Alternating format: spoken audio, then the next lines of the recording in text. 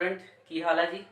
मैं Raman scope academy Gurdaspur तो और ਅੱਜ ਅਸੀਂ ਸ਼ੁਰੂ ਕਰਨ ਜਾ ਰਹੇ ਹਾਂ ਕਲਾਸ 12th ਕਪੈਸਿਟੈਂਸ ਸਾਡਾ ਚੱਲਦਾ ਪਿਆ ਸੀ ਯੂਨਿਟ ਔਰ ਇਹਦੇ ਵਿੱਚ ਸਾਡਾ ਟੌਪਿਕ ਜਿਹੜਾ ਅਸੀਂ ਸ਼ੁਰੂ ਕਰਨ ਜਾ ਰਹੇ ਹਾਂ ਅੱਜ ਪਿਛਲੇ ਟੌਪਿਕ ਨਾਲ ਹੀ ਜੁੜਿਆ ਹੋਇਆ। ਤੇ ਪਹਿਲਾਂ ਪਿਛਲੇ ਟੌਪਿਕ ਦੀ ਗੱਲ ਕਰ ਲਈਏ। ਪਿਛਲੇ ਟੌਪਿਕ ਤੋਂ ਪਹਿਲਾਂ ਆਪਣਾ ਹਾਲ ਚਾਲ ਤੁਹਾਡਾ ਸਭ ਠੀਕ ਠਾਕ ਹੈ? ठीक ही होना चाहिए। मैं भी बिल्कुल मस्त वधिया चल रहा है। चलो जी आओ शुरू करते हैं। पहला पिछले टॉपिक की गल कर लेने तां जो कि अगला टॉपिक समझण विच आसानी रहे और मजा भी आए। लास्ट टाइम मैं तुहानूं दस्सिया सी कि अगर कोई कैपेसिटर है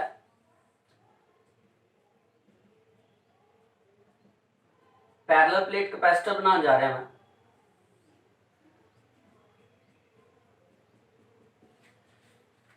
ते उस कैपेसिटर दे विच असी किसी डाइलैक्ट्रिक मटीरियल नूं यूज करते हैं।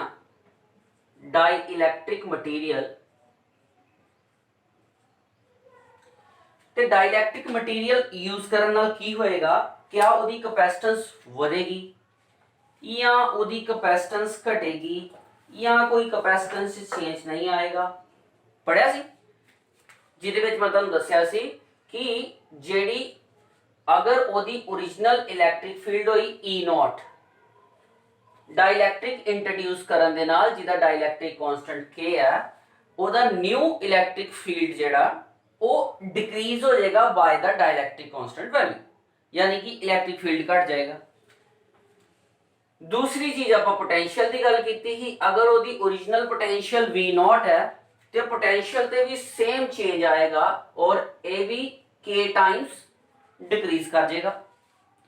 पर जे गल करिए कैपेसिटेंस की, अगर ओदी पहली कैपेसिटेंस सी नॉट सी ते न्यू कैपेसिटेंस जो है वो इंक्रीज करेगी विद कांस्टेंट के, दैट इज डाइलैक्ट्रिक कांस्टेंट के। सानू कैपेसिटेंस का फार्मूला याद है पैरेलल प्लेट कैपेसिटर का, आई थिंक इस तरह से E naught A upon D, confirmed है ही है ना। हाँ, मल्टीप्लाई विद के, यानी कि जेडी नवी कैपेसिटेंस आएगी वो के टाइम्स होएगी old capacitance they. It means conclusion यह निकलिया सी कि अगर तुसी डाइलैक्ट्रिक मटीरियल यूज करते हो ते फिर डाइलैक्ट्रिक मटीरियल यूज करन दे नाल कैपेसिटर दी कैपेसिटेंस इंक्रीज करती है। सो अज साडा टॉपिक इत्थों ही शुरू हुंदा कि डाइलैक्ट्रिक मटीरियल यूज करन नाल होर की बेनिफिट्स हुंदे आ, की फायदा वा डाइलैक्ट्रिक मटीरियल दा, यानी कि advantages of using dielectric material in the capacitor, क्यों यूज करे करते हैं। सो सब तो पहली एडवांटेज ते है कि यह की करदा, यह करदा प्रोवाइड स्टेबिलिटी टू प्लेट्स। साडे पैरेलल प्लेट कैपेसिटर दे विच दो प्लेट्स ने, डाइलैक्ट्रिक मटीरियल इन्हां दे विच इस हिसाब नाल पूरी तरह नाल मर्ज कीते जांदे आ, टाइटली मर्ज कीते जांदे आ तां जो कि प्लेट्स एकदम स्टेबल खड़ियां रहन। सो यह तुहाडे कैपेसिटर नूं स्टेबिलिटी प्रोवाइड करवा रहा, तुहाडीआं प्लेट्स नूं स्टेबिलिटी यानी कि होल्ड वैल स्ट्रोंगली होल्ड करदा। ठीक है, स्ट्रोंगली होल्ड हुंदा कैपेसिटर। नंबर 2, prevent plates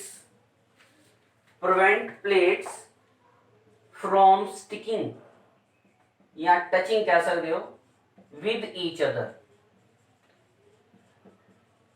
ਇਹਦਾ एक होर खास रोल है कि अगर तुसी डाइलैक्ट्रिक मटीरियल मिला दिता, पा दिता दो प्लेट्स, ते दो प्लेट एक दूजे तो आइसोलेट हो जाएंगियां, जिहदे करके कदी भी आ प्लेट्स आपस में कंडक्ट नहीं करनगियां या नहीं जुड़नगियां, क्योंकि जिस तरह ही कैपेसिटर दी दो प्लेट्स आपस किसी तरीके नाल स्टक कर जान ते पूरा दा पूरा कैपेसिटर डिस्चार्ज हो जाता, खत्म हो जाता, ओदी वर्किंग कुछ नहीं रह जाती, क्योंकि पॉजिटिव ते नेगेटिव एक दूजे नूं न्यूट्रलाइज कर देंगे।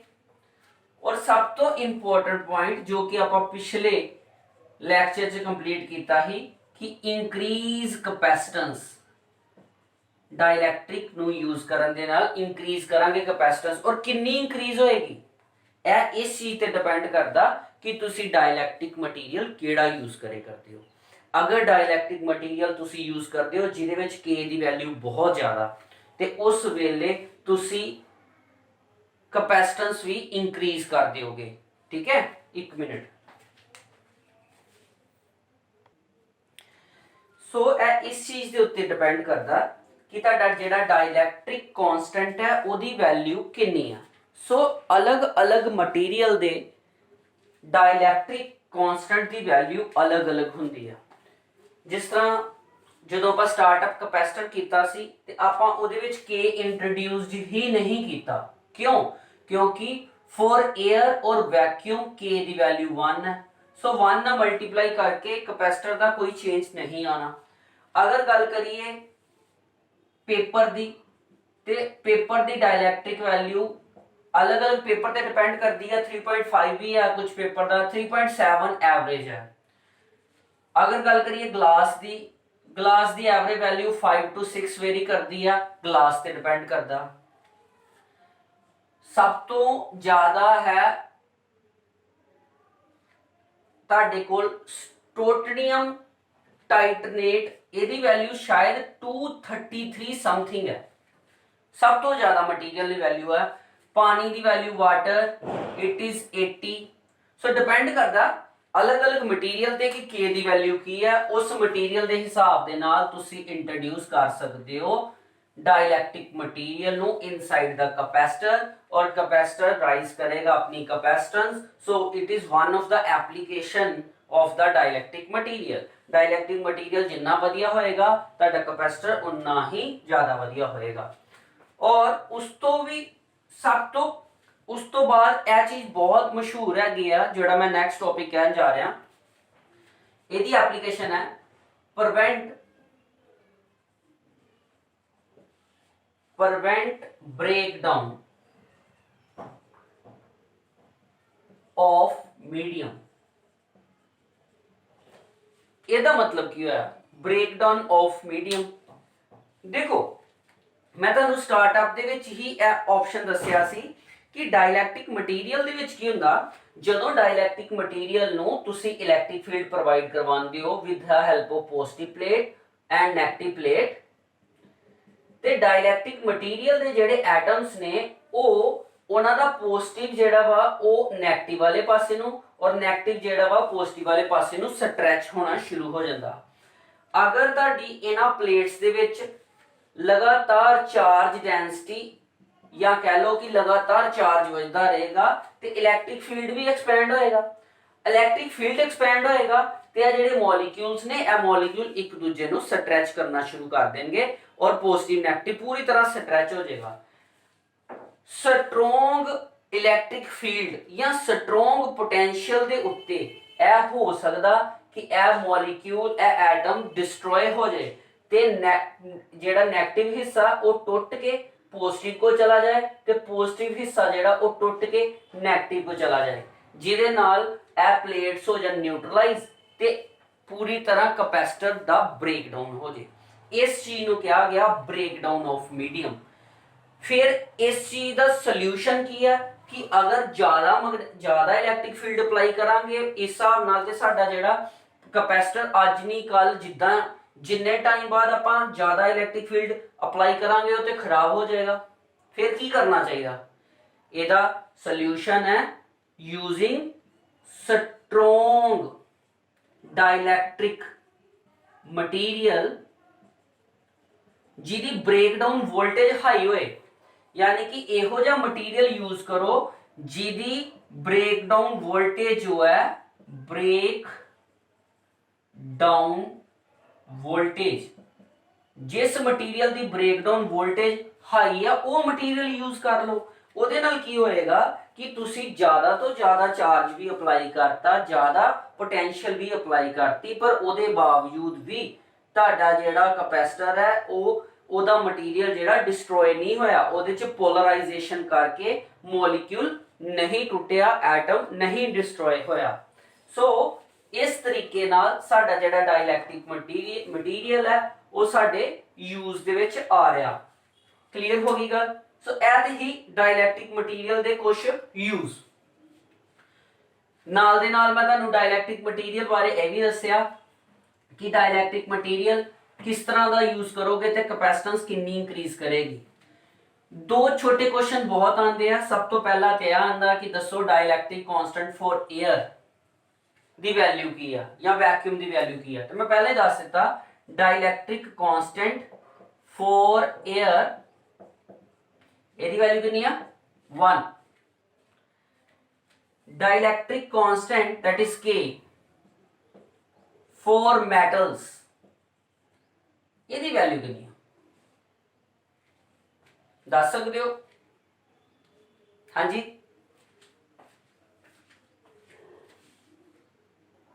दैट इज मेटल्स अगर आप इंट्रोड्यूस करा दिए डाइलैक्ट्रिक मटीरियल है ना, यदि बजाय अगर असी मेटल्स लै लें, मेटल्स बारे पता ना, good conductor of electricity metals, तो फिर की चेंजेस आएंगे। What is the value of के फॉर मेटल्स? देखो सानू पता मेटल्स जिहड़ियां वा रिच इन इलैक्ट्रॉन्स होंदियां, इलैक्ट्रॉन्स बहुत सारे होंदे आ। इट मीनस जिस तरह ही असी मैटल्स दे विचों मैटल नूं रखदे हां किसी इलैक्ट्रिक फील्ड च, सब तो खास गल है inside the metal electric field zero हुंदा।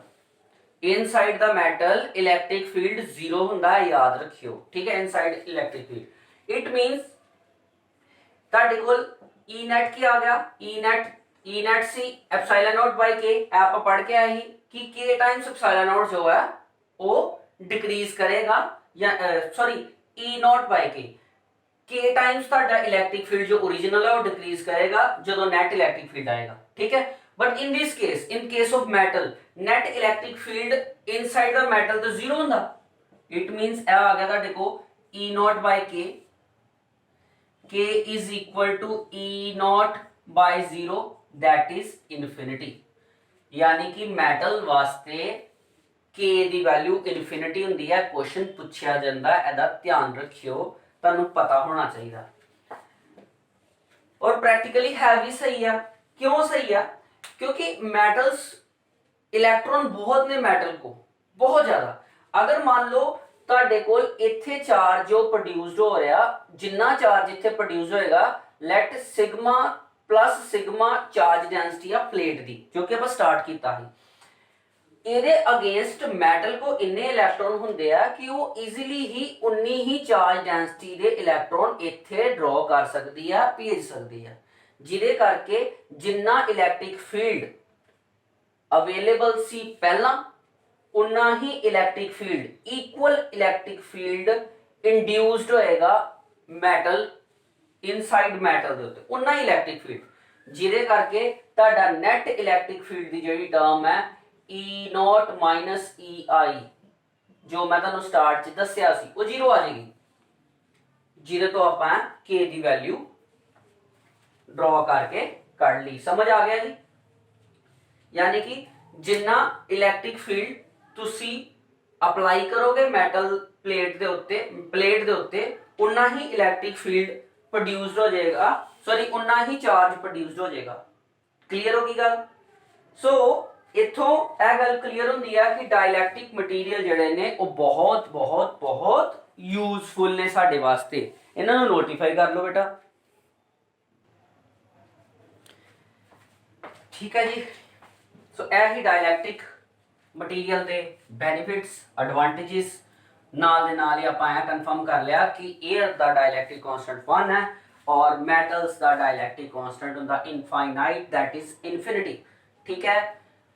हुण गल करते हैं अगले टॉपिक की, और अगले टॉपिक का नाम है कॉमन पोटेंशियल।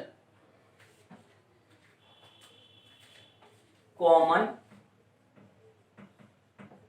पोटेंशियल, ठीक है। की हुंदा कॉमन पोटेंशियल जी? कॉमन पोटेंशियल का मतलब है कि अगर मान लो असी दो या दो तो वध सैल या कह लो कैपेसिटर्स उन्होंने इकट्ठा लगा देने ते उस वेले उन्हों की पोटेंशियल नूं आपां उन्हों की कॉमन पोटेंशियल कह सकते हैं, ठीक है। मान लो साडे कोल पहला कैपेसिटर है,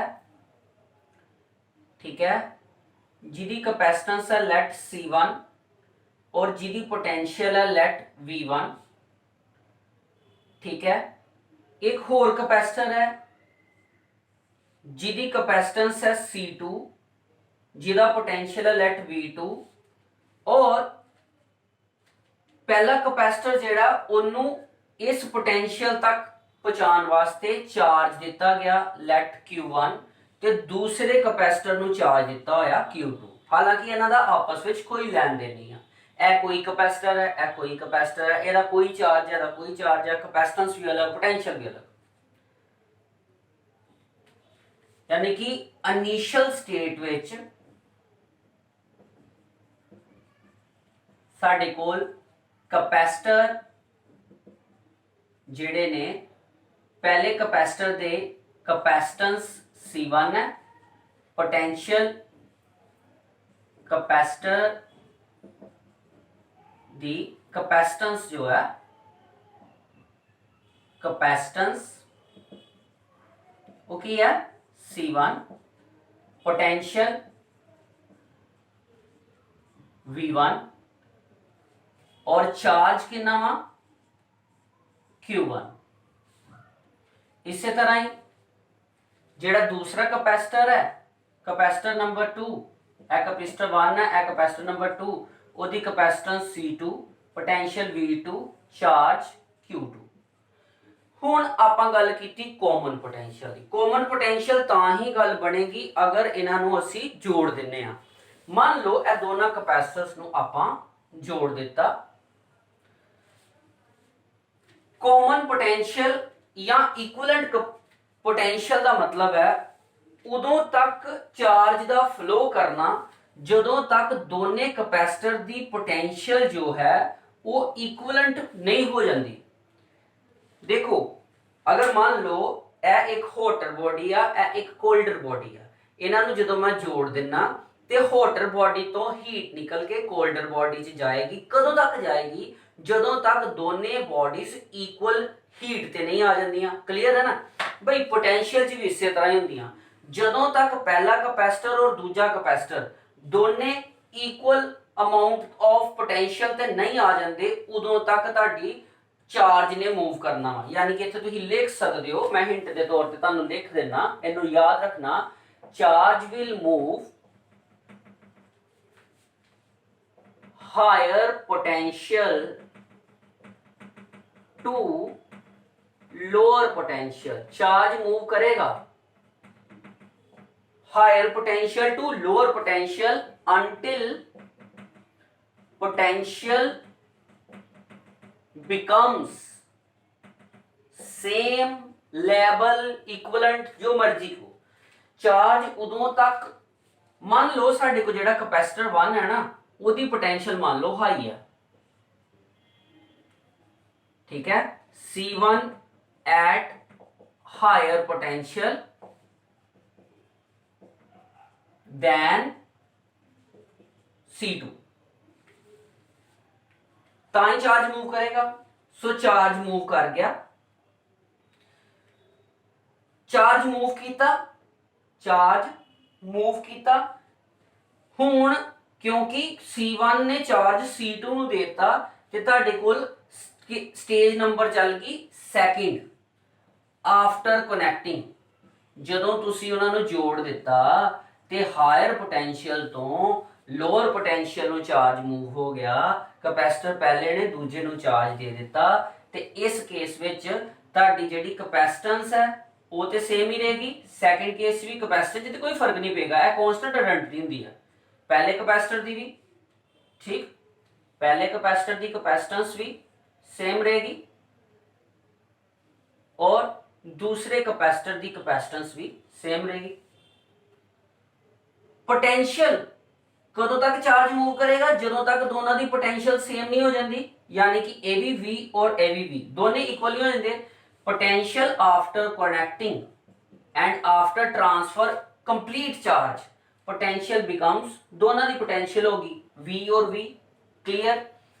और चार्ज से भी फर्क पिया, इसने Q1 ने चार्ज इनू दिता है। मान लो हुण इहदे तो चार्ज घट गया और इहदी न्यू वैल्यू चार्ज की जो आ गई, चार्ज की वैल्यू न्यू आ गई Q1 डैश और ਇਹਦੇ ਕੋਲ ਚਾਰਜ ਵਧਿਆ और ਚਾਰਜ ਵਧਣ ਤੇ ਇਹਦੀ ਵੈਲਿਊ ਮੰਨ ਲਓ ਆ ਗਈ Q2 ਡੈਸ਼। ਠੀਕ ਹੈ, ਹੁਣ ਆਪਾਂ ਐਕਸਪ੍ਰੈਸ਼ਨ ਕੱਢਣ ਜਾ ਰਹੇ ਹਾਂ ਕਾਮਨ ਪੋਟੈਂਸ਼ੀਅਲ ਦਾ। ਮੈਂ ਇੱਥੋਂ ਤੱਕ ਕਲੀਅਰ ਕਰ ਦਿੰਦਾ ਤੁਹਾਨੂੰ। ਇਹ ਪਹਿਲੀ ਸਟੇਜ ਦੀ ਇਕੁਏਸ਼ਨ ਹੈ ਜਿਹਦੇ ਵਿੱਚ ਜਦੋਂ ਕਪੈਸਿਟਰ ਨੂੰ ਅਟੈਚ ਨਹੀਂ ਕੀਤਾ ਗਿਆ, ਕਪੈਸਿਟਰ ਦੀ ਕਪੈਸਿਟੈਂਸ C1 C2 ਸੀ, पोटेंशियल यदि अपनी V1 ही यदि V2 ही दोनों अलग अलग सी और चार्ज ਇਹਦਾ अपना Q1 और ਇਹਦਾ अपना Q2 दोनों अलग अलग सी। फिर बाद ਵਿੱਚ ਇਹਨਾਂ ਨੂੰ ਜੋੜ ਦਿੱਤਾ ਗਿਆ। ਜਿੱਦਾਂ ਹੀ ਕਨੈਕਟ ਕੀਤਾ ਗਿਆ ਅਸੀਂ ਮੰਨਿਆ ਕਿ ਸਾਡਾ ਪਹਿਲਾ ਕਪੈਸਿਟਰ ਜਿਹੜਾ ਉਹਦੇ ਵਿੱਚ ਜ਼ਿਆਦਾ ਪੋਟੈਂਸ਼ੀਅਲ ਹੈ। ਜ਼ਿਆਦਾ ਪੋਟੈਂਸ਼ੀਅਲ ਹੋਣ ਕਰਕੇ ਚਾਰਜ ਫਲੋ ਕਰਨਾ ਸ਼ੁਰੂ ਕਰ ਗਿਆ ਹਾਇਰ ਟੂ ਲੋਅਰ ਸਾਈਡ ਤੇ। ਯਾਦ ਰੱਖਿਓ ਚਾਰਜ ਦੇ मूव ਕਰਨ ਦਾ ਕਾਰਨ ਮੈਂ ਪਹਿਲਾਂ ਵੀ ਦੱਸਿਆ, ਚਾਰਜ ਕਦੀ मूव नहीं करेगा अगर ਉਹਦੇ ਲੋਅਰ ਪੋਟੈਂਸ਼ੀਅਲ ਨਾ ਦਿਖਾਈ ਜਾਏ। ਇਹਦੇ ਬਾਰੇ ਮੈਂ ਅਗਲੇ ਚੈਪਟਰ 'ਚ ਬਹੁਤ ਵਧੀਆ ਸਮਝਾਵਾਂਗਾ। ਇਹਦੇ ਤੇ ਬਹੁਤ ਵਧੀਆ ਬੋਲ ਸਕਦੇ ਆਪਾਂ, ਧਿਆਨ ਨਾਲ ਸਮਝਿਓ। ਸੋ ਚਾਰਜ मूव ਕਿੱਥੋਂ ਕੀਤਾ? ਹਾਇਰ ਟੂ ਲੋਅਰ ਪੋਟੈਂਸ਼ੀਅਲ ਚਲਾ ਗਿਆ। ਜਦੋਂ ਹੀ ਹਾਇਰ ਟੂ ਲੋਅਰ ਪੋਟੈਂਸ਼ੀਅਲ ਗਿਆ ਤੇ ਫਿਰ ਕੀ ਚੇਂਜ ਆਏ? आफ्टर कंप्लीशन ऑफ ट्रांसफर पूरी तरह की ट्रांसफर हो गया, सारा चार्ज जिन्ना जाना चल गया, पोटेंशियल हो गया इक्वल। पोटेंशियल इक्वल हो गया मतलब दोनों की पोटेंशियल इक्वल हो गया। Let we equal. कैपेसिटेंस ते चेंज हो गया नहीं क्योंकि चार्ज कैपेसिटर हैगा वा किसी भी कैपेसिटर की क्वालिटी जो कि कांस्टेंट होती है कि कितना वो चार्ज अब्जॉर्ब करता। इट मीनस C1 C2 वो कांस्टेंट वैल्यू है, पहला भी वही बाद भी वही रहेगी। और चार्ज क्योंकि कुछ चार्ज Q1 ने Q2 ਨੂੰ देता, इस करके Q1 ਦਾ ਘਟਿਆ ਹੋਇਆ ਚਾਰਜ ਜਿਹੜਾ ਉਹਨੂੰ ਮੈਂ ਦਰਸਾਇਆ Q1 ਡੈਸ਼ ਤੇ Q2 ਦਾ ਘਟਿਆ ਹੋਇਆ ਚਾਰਜ ਆ ਗਿਆ Q2 ਡੈਸ਼। ਹੁਣ ਮੈਨੂੰ ਇਹ ਚੀਜ਼ ਦੱਸਿਓ, ਪਹਿਲਾਂ ਮੰਨ ਲਓ ਇੱਥੇ ਚਾਰਜ ਸੀ 10, ਇੱਥੇ ਸੀ ਮੰਨ ਲਓ 5। ਹੁਣ ਹੋਣਾ ਕੀ ਸ਼ੁਰੂ ਹੋ ਗਿਆ? ਇਧਰੋਂ ਚਾਰਜ ਚੱਲਣਾ ਸ਼ੁਰੂ ਹੋ ਗਿਆ, ਪਰ ਪੂਰੇ ਦਾ ਪੂਰਾ ਚਾਰਜ ਸਿਸਟਮ 'ਚ ਹੀ ਰਿਹਾ ਨਾ। ਪਹਿਲਾਂ ਇਹ ਸੀ ਕਿ ਇਹਦੇ ਕੋਲ ਜ਼ਿਆਦਾ ਸੀ ਇਹਦੇ ਕੋਲ ਥੋੜਾ ਸੀ। ਹੁਣ ਕੀ ਹੋਇਆ? ਹੁਣ ਉਦੋਂ ਤੱਕ ਚਾਰਜ मूव ਹੋਇਆ, ਇਕੁਇਵਲੈਂਟ ਵੰਡਿਆ ਗਿਆ। यानी कि according to the law of conservation of energy Q1 plus Q2 is equal to Q1 dash plus Q2 dash. क्यों जी? आया समझ? जितना चार्ज पहला सी अलग अलग कैपेसिटरां च फ्लो होके टोटल ते तां भी सेम ही रहेगा ना, उतना ही अगे जाएगा। फिर भर लो वैल्यू। सानू पता फार्मूला चार्ज दा Q is equal to CV। पहले चार्ज के लिए बिफोर यदि वैल्यू की आ गई, यदि वैल्यू आ गई C1 V1 एना दी गल होनी। दूजी वैल्यू आ गई C2 V2। Clear? Then in this case after charge यह वैल्यू आ गई तुहाडे को C1 V plus C2 V, क्योंकि after movement of transfer of charge potential same हो गई है, कैपेसिटेंस सेम सेम ही है। ठीक, क्या आप तो V कॉमन कर सकते हैं? बिल्कुल। तुहाडे को की बनया C1 प्लस C2 और ए C1 V1 plus C2 V2। ए की है कॉमन पोटेंशियल। कॉमन पोटेंशियल कादे बराबर आ गई? ए वैल्यूज सारे चल गई। C1 V1 plus C2 V2 divided by sum of capacitance, यानी कि C1 प्लस C2। क्यों बनी गल? कुछ समझ आई? चलिया पता? ये चलिया पता ते करो इनू नोट। शाबाश। ठीक है जी। सो कॉमन पोटेंशियल ते हो गया खत्म। हुण गल करते हैं अगले टॉपिक दी। समझ आ गया ना? ठीक है। टॉपिक का नाम है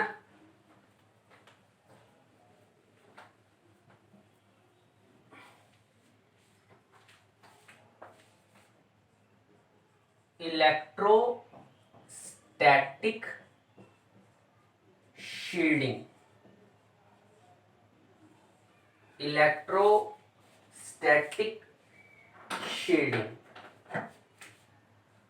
सुनिया जी पहला की है इलेक्ट्रोस्टैटिक शील्डिंग?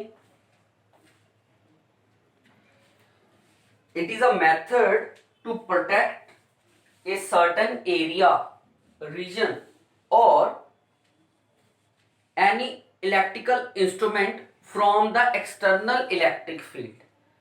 ਇਲੈਕਟ੍ਰੋਸਟੈਟਿਕ ਸ਼ੀਲਡਿੰਗ ਇੱਕ ਇਦਾਂ ਦਾ ਮੈਥਡ ਹੈ ਜਿਹਦੇ ਨਾਲ ਕਿਸੇ ਵੀ ਐਕਸਟਰਨਲ ਇਲੈਕਟ੍ਰਿਕ ਫੀਲਡ ਤੋਂ ਅਸੀਂ ਕਿਸੇ ਪਾਰਟਿਕੂਲਰ ਰੀਜਨ ਨੂੰ ਬਚਾ ਸਕਦੇ ਹਾਂ। ਜਾਂ ਮੰਨ ਲਓ ਕੋਈ ਇੰਸਟਰੂਮੈਂਟ ਹੈ, ਅਗਰ ਮੈਂ ਇਸ ਇੰਸਟਰੂਮੈਂਟ ਨੂੰ ਇਲੈਕਟ੍ਰਿਕ ਫੀਲਡ ਤੋਂ ਬਚਾਉਣਾ ਚਾਹਨਾ ਤੇ ਇਹ ਇੱਕ ਬਹੁਤ ਅੱਛਾ ਮੈਥਡ ਹੈ। ਕੀ ਮੈਥਡ ਹੈ?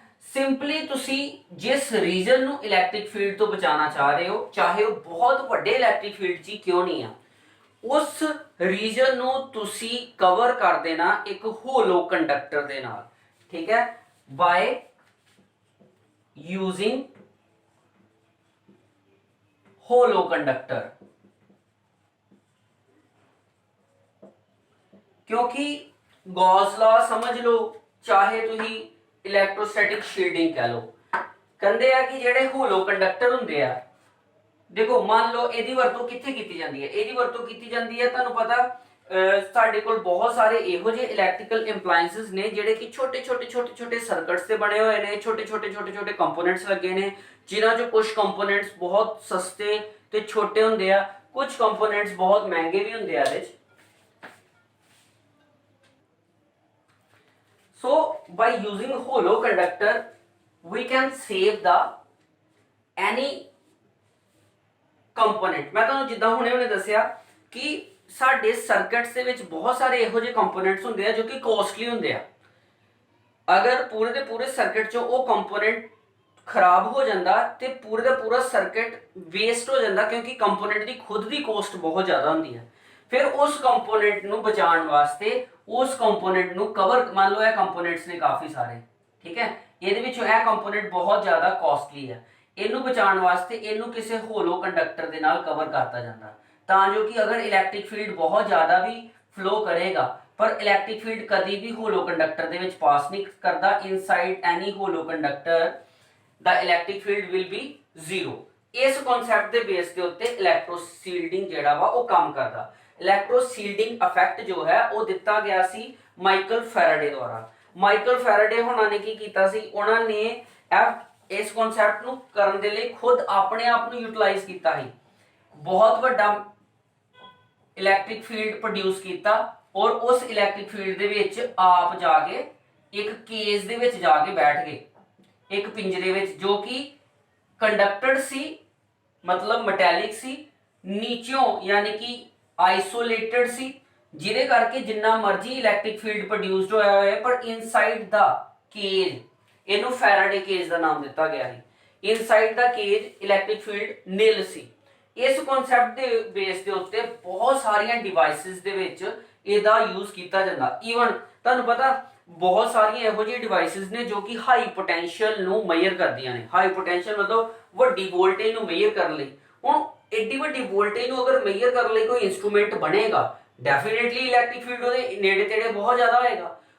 ਬਹੁਤ ਵੱਡੇ ਇਲੈਕਟ੍ਰਿਕ ਫੀਲਡ ਤੋਂ ਵੀ ਬਚਿਆ ਜਾ ਸਕਦਾ ਵਾ by using the concept of electrostatic shielding.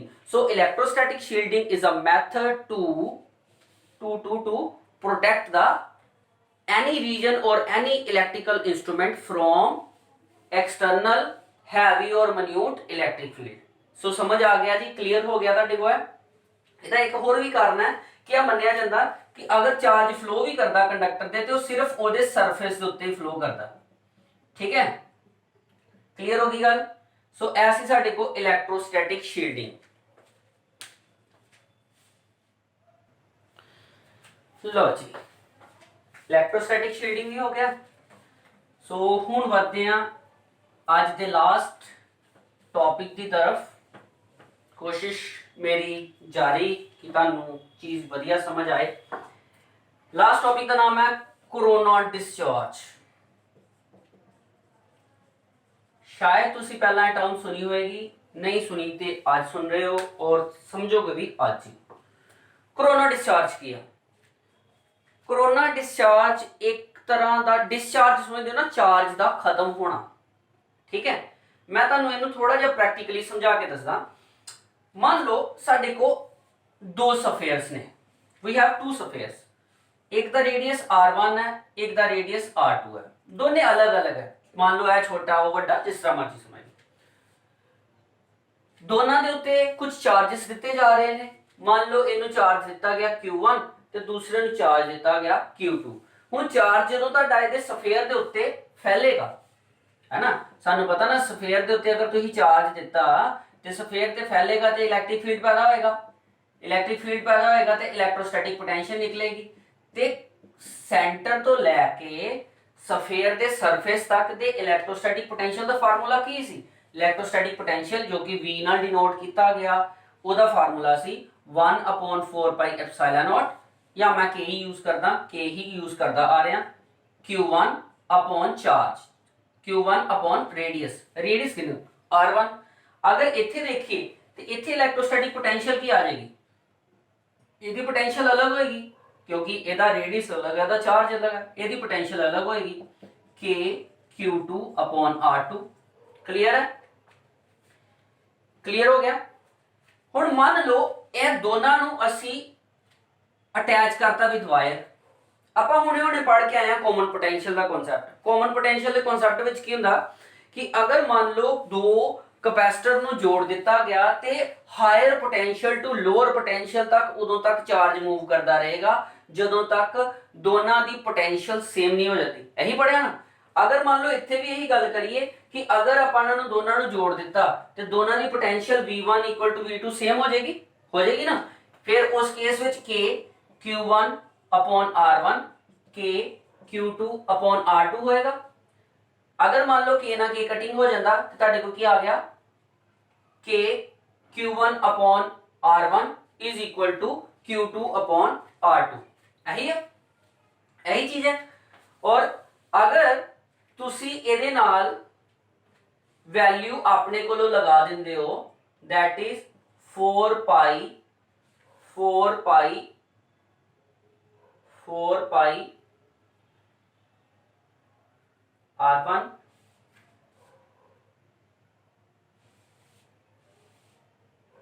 4 pi R1 square और ऊपर भी मल्टीप्लाई सेम कर देंगे हो 4 pi R1 स्क्वायर।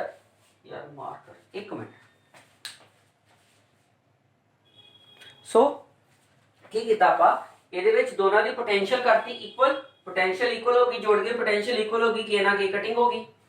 ਇੱਥੇ ਆਇਆ ਹੈ ਤੁਹਾਡੇ ਕੋ K सेम वैल्यू कटिंग होगी। क्लियर हो गया है तो तक? अगर मान लो मैं इस वैल्यू नु 4 पाई R1 ना मल्टीप्लाई करा क्या की होएगा 4 पाई R1 स्क्वायर। जो चीज इथे लगाई है वही इथे लगा सकता मैं डेफिनेटली। इधरली साइड ते भी Q2 अपॉन 4 पाई R2 दा square multiply 4 pi R2। Clear? क्योंकि ऑलरेडी ਉਹਦੇ ਕੋ 1 1 ਅਵੇਲੇਬਲ ਸੀ। ਕਲੀਅਰ ਹੋ ਗਈ ਗੱਲ? ਹੁਣ ਤੁਸੀਂ ਦੇਖੋ ਇਹ ਕੀ ਵੈਲਿਊ ਆ Q1 upon 4 pi R1 ਕੀ ਆ charge upon surface area of the sphere। Charge upon surface area ਕੀ ਹੀ ਇਹ ਤੁਹਾਡਾ ਸਿਗਮਾ ਨਹੀਂ ਸੀ, sigma of sphere 1 multiply with 4 pi R1। Sigma मतलब surface charge density, sigma of sphere 2 is equal to 4 pi R2।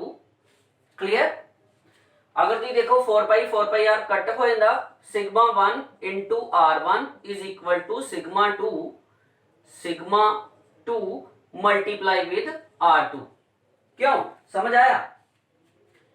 ਇਹਦਾ मतलब यह होया कि sigma R sigma into R यह एक कांस्टेंट क्वांटिटी है, या आओ कह सकते हो कि sigma is inversely proportional to radius of the sphere.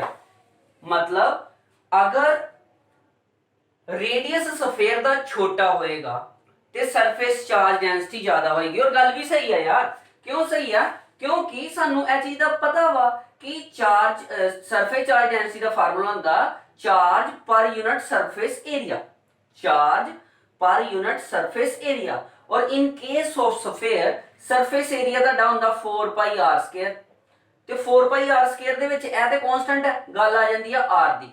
It means ताड़ा रेडियस जो है, रेडियस ऑफ द स्फीयर वो इनवर्सली प्रोपोर्शनल है सरफेस चार्ज डेंसिटी दे। जिन्नी ज्यादा सरफेस चार्ज डेंसिटी होएगी, जिन्नी ज्यादा सरफेस चार्ज डेंसिटी होएगी ओदा रेडियस घट होएगा। अगर रेडियस होएगा घट सरफेस डेंसिटी ज्यादा, अगर रेडियस ज्यादा होएगा क्योंकि इनवर्सली प्रोपोर्शनल है ना। ਆਪਾਂ ਕਰੋਨਾ डिस्चार्ज ਕਰਨ ਜਾ ਰਹੇ ਹਾਂ, ਇਹਦੇ ਤੋਂ ਬਾਅਦ ਮੈਂ ਉਹੀ ਪ੍ਰੂਫ ਕਰ ਲਗਾ, ਇਹਨੂੰ ਤੁਸੀਂ ਨੋਟੀਫਾਈ ਕਰ ਲਓ ਜਲਦੀ ਨਾਲ। ठीक है चलो, ਇਹਦਾ मतलब ਇਹ ਹੋਇਆ कि अगर मान लो ਤੁਹਾਡੇ को अलग अलग प्रकार ਦੇ कंडक्टर ਹੁੰਦੇ ਨੇ, ठीक है। मैं एक शेप की गल कर लेना,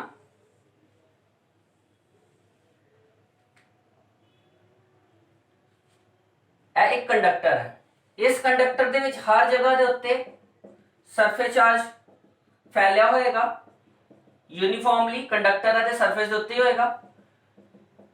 कंडक्टर ਦੇ इस फार्मूले तो देखिए तो जिन्ना घट सरफेस एरिया होएगा सरफेस चार्ज डेंसिटी ज्यादा होनी है, यानी कि इस जगह ते सरफेस चार्ज डेंसिटी चार्ज जेड़ा ज्यादा वा, ते सरफेस दे उत्ते चार्ज डेंसिटी दे विच जो साडा इलैक्ट्रिक फील्ड आंदा, या कह लो कि जो इलैक्ट्रिक फील्ड प्रोड्यूस्ड हुंदा ओदा फार्मूला की electric field at the surface वही सिग्मा अपॉन एप्सिलॉन नॉट। याद है एप्लीकेशन ऑफ गॉस थ्योरम, नहीं है तो उन्होंने जरूर देख लो।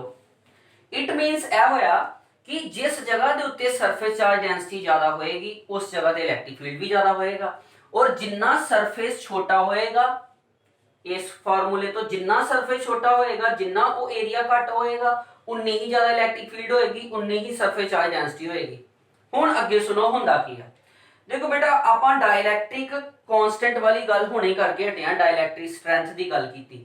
ਉਹਦੇ ਵਿੱਚ ਆਪਾਂ ਇਹ ਗੱਲ ਪੜ੍ਹੀ ਸੀ ਕਿ ਅਗਰ ਕਿਤੇ ਇਲੈਕਟ੍ਰਿਕ ਫੀਲਡ ਬਹੁਤ ਜ਼ਿਆਦਾ ਹੋ ਜਾਂਦਾ ਤੇ ਜਿਹੜੇ 에ਅਰ ਦੇ ਮੋਲੀਕਿਊਲ ਨੇ ਉਹਦਾ ਪੋਜ਼ਿਟਿਵ ਔਰ 네ਗੇਟਿਵ ਪਾਰਟ ਜਿਹੜਾ ਵਾ ਜ਼ਿਆਦਾ ਵੱਡੇ ਇਲੈਕਟ੍ਰਿਕ ਫੀਲਡ ਦੇ ਵਿੱਚ ਟੁੱਟਣਾ ਸ਼ੁਰੂ ਹੋ ਜਾਂਦਾ ਨਾ।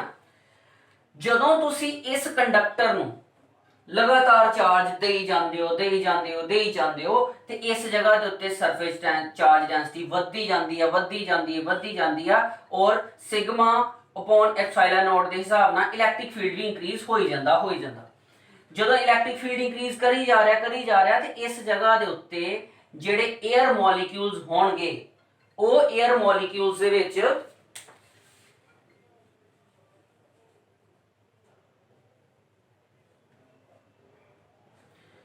वो एयर मॉलिक्यूल्स की करनगे, वो एयर मॉलिक्यूल्स जिहड़े नेगेटिव पार्ट ने वो आयोनाइज्ड हो जाएंगे। आयोनाइजेशन ऑफ एयर मॉलिक्यूल्स होएगा जिहदे विच negative part of air molecules इस एरिया दे उत्ते आके बड़ी तेजी दे नाल न्यूट्रलाइज होएगा, जिहदे नाल सानू इस तरह दिखाई देगा कि शायद यह चार्ज इस जगह तो तेजी नाल घट रहा है।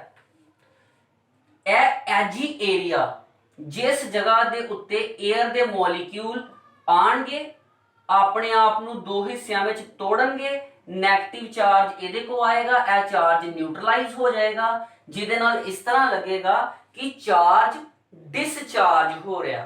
इस कॉन्सैप्ट नू आपां बोलते हैं कोरोना डिस्चार्ज। कोरोना डिस्चार्ज क्यों होया? क्योंकि लार्ज चार्ज डेंसिटी हुंदी है शार्प पॉइंट्स दे उत्ते।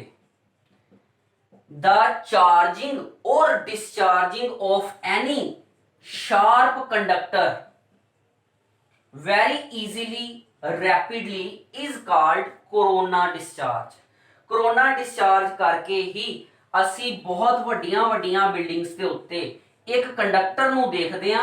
ਉਹ ਕੰਡਕਟਰ ਬੇਟਾ ਜੀ ਇਸ ਤਰ੍ਹਾਂ ਨਾਲ ਲੱਗਿਆ ਹੁੰਦਾ ਬਿਲਡਿੰਗ ਦੇ ਨਾਲ, ਇਸ ਸ਼ੇਪ ਦੇ ਵਿੱਚ, ਇਹ ਇੱਕ ਪਾਰਟਿਕੂਲਰ ਡਿਜ਼ਾਈਨ ਦੇ ਵਿੱਚ, ਤਾਂ ਜੋ ਕਿ ਫਲੈਸ਼ਿੰਗ ਦੇ ਜ਼ਰੀਏ ਜਾਂ कोई बहुत वड्डी इलैक्ट्रिक फील्ड अगर इहदे ते पंदी है तो शार्प एजिस करके इलैक्ट्रिक फील्ड सिर्फ यही कैप्चर करे। क्योंकि अगर कोरोना डिस्चार्ज की गल करिए ना, अगर शार्प एजिस कंडक्टर चार्ज नू बड़ी तेजी नाल दिंदे ने ते बड़ी तेजी नाल चार्ज लै भी रहे ने, असल विच एयर मॉलिक्यूल चो चार्ज ही लै रहे ने। फर्क है वा कि नेगेटिव चार्ज लैंदे और वो न्यूट्रलाइज हो जाता, सानू इस तरह दिखाई दे रहा कि चार्ज खत्म हो रहा। सो ए जिहड़े कंडक्टर असी अपनी बिल्डिंग से उत्ते लगाने आ उहदे ते कोरोना डिस्चार्ज ही हो रहा। कोरोना डिस्चार्ज करके लाइटनिंग बड़ी तेजी नाल कैच करते हैं और लाइट उन्हां दे थ्रू हुंदी होई अर्थ दे विच जाके समा जाती है बिना साडी बिल्डिंग नू नुकसान पहुंचाए। सो कोरोना डिस्चार्ज एक तरह का वधिया मैथड है हैवी इलैक्ट्रिसिटी तो साडी बिल्डिंग्स नू डैमेज तो बचाने दे लई। समझ आ गया बेटा जी? क्लियर हो गया कोरोना डिस्चार्ज? कोरोना डिस्चार्ज की एक जगह होर यूज हो रहा जो कि इस साल तुहाडे सिलेबस च नहीं है, और वो है Van de Graaff generator. Van de Graaff, Van de Graaff generator, ठीक है जी।